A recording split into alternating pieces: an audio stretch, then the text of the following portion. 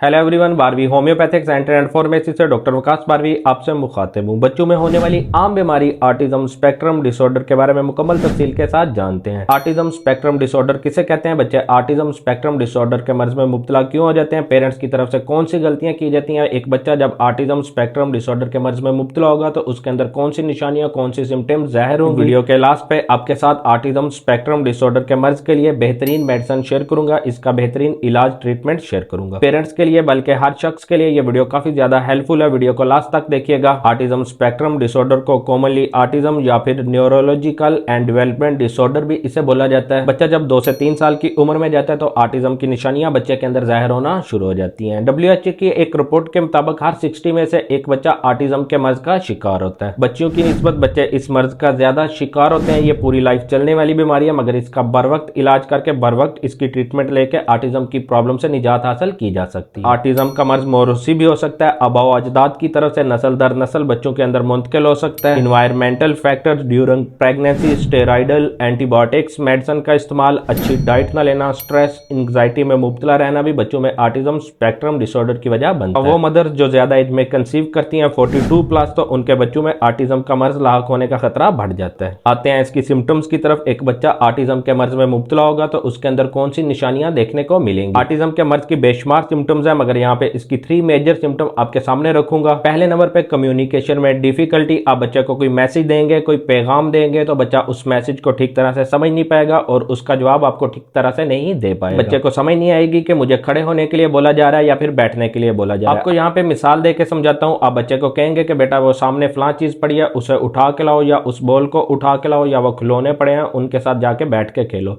तो बच्चा उस चीज को उठा के लाने की बजाय आपकी फिंगर्स की तरफ देखता रहेगा, जिस फिंगर की मदद से आप उसे इशारा कर रहे हैं। इसके अलावा अगर आप बच्चे से मुखातिब हैं, उससे गपशप कर रहे हैं, उससे बातें कर रहे हैं, तो बच्चा आपकी बातों को समझने की बजाय आपकी आंखों के अंदर देखता रहेगा, आपके हिलते हुए लिप्स को देखता रहेगा। दूसरे नंबर पे ऑटिज्म की जो मेजर सिम्टम है वो रिलेशनशिप में डिफिकल्टी। बच्चा रिश्तों को ठीक तरह से पहचान नहीं पाता, उसे समझ नहीं आएगी कि ये मेरे पेरेंट्स हैं, ये मेरे चच्चे हैं, ये मेरे दादा हैं, ये मेरी नानू है। बच्चा अगर किसी प्रॉब्लम में मुब्तला होगा तो उसे समझ नहीं आएगी कि मैं अपनी प्रॉब्लम्स के सोल्यूशन के लिए अपने पेरेंट्स के पास जाऊं, अपने चचा के पास जाऊं या अपने दादा के पास जाऊं। तीसरे नंबर पे ऑटिज्म की जो मेजर सिम्टम है वो है बच्चे का बिहेवियर टाइपिंग 0 होगा। बच्चा अपने ही कामों में मशगूल रहेगा, अपने ही बोले गए अल्फाज को रिपीट करता रहेगा, बार बार अपने बोले गए अल्फाज को बोलता रहेगा। बच्चा काफी ज्यादा एज का हो जाएगा मगर ठीक तरह से बोल नहीं पा रहा होगा। यह सिम्टम स्पीच डिले और ऑटिज्म स्पेक्ट्रम डिसऑर्डर दोनों में ही मिलती है। आते हैं ट्रीटमेंट की तरफ। कुछ होम्योपैथी की मेडिसिन आप लोगों के साथ शेयर कर रहा हूँ। इनमें से आप फिजिकल और माइंड सिम्टम को मैच करके अपने बच्चे को यूज करें, इंशाल्लाह ये आपको बेहतरीन रिजल्ट देगी। इन मेडिसिन के इस्तेमाल से ऑटिज्म स्पेक्ट्रम डिसऑर्डर की प्रॉब्लम सोल्व हो जाएगी। बच्चा अगर दुबला पतला है, स्मार्ट है, उसकी गर्दन भी सूखी हुई है, पतली सी है, तो उसे होम्योपैथिक मेडिसिन नेट्रामोर का यूज करें, इंशाल्लाह रफ्ता रफ्ता करके ऑटिज्म की प्रॉब्लम सोल्व हो जाएगी। अगर बच्चा काफी हेल्दी है, मोटा ताजा है, उसका